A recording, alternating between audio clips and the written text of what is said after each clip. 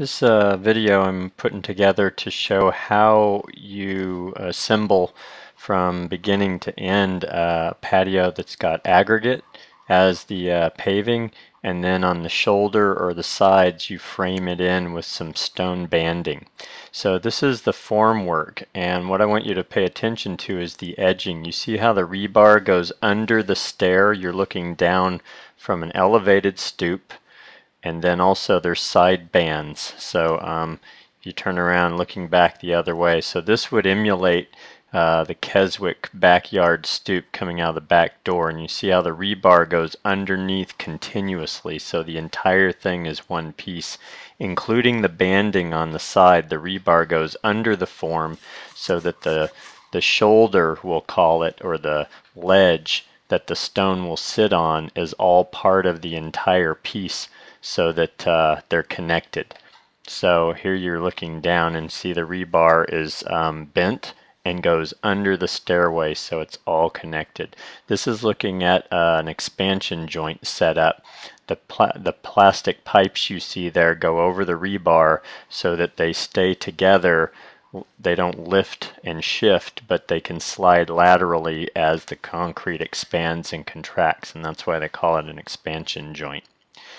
Now you're seeing the concrete being poured. Pay attention to the ledge on the right there, and that's where the stone is going to sit later. He is troweling the aggregate or the pebbles into the concrete.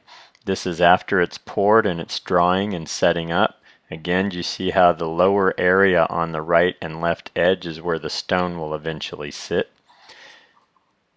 Now you're going to get a look at when they're washing the aggregate, and this is why it's called exposed aggregate. They are exposing the aggregate. Now see the ledge. See how there's two levels there, but it's all connected. This is the key part of why the stone stays connected to the aggregate patio when they're all finished, but it's all one piece, and that's why I'm showing this one part here. You see that recessed area? That's where the stone will sit later when they're done. Here's a completed job. The area in the middle is going to be filled with stone, but look around the edges where there's still the forms, and there's that ledge that I've been showing you, and that's all around the perimeter. That's what the Keswick patio is supposed to look like, is to have this edge all the way around to receive the Connecticut bluestone that's going to come later.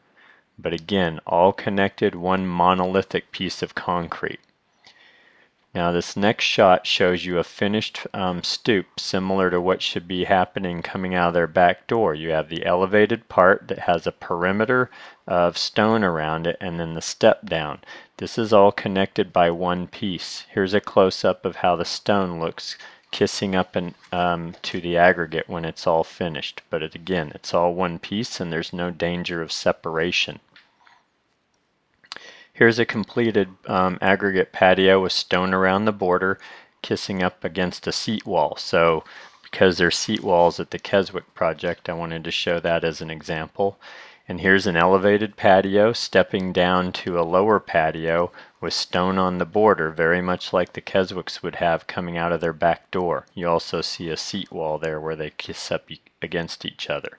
There's no way all this stone and aggregate would stay together if the rebar did not extend through the top and bottom and underneath the stairs. Here's done years ago where brick was popular, and it's the same thing. The size of these things wouldn't enable those to stay together.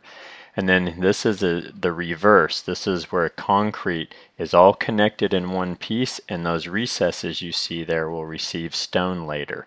And here's what that would look like all completed. See how it butts up again?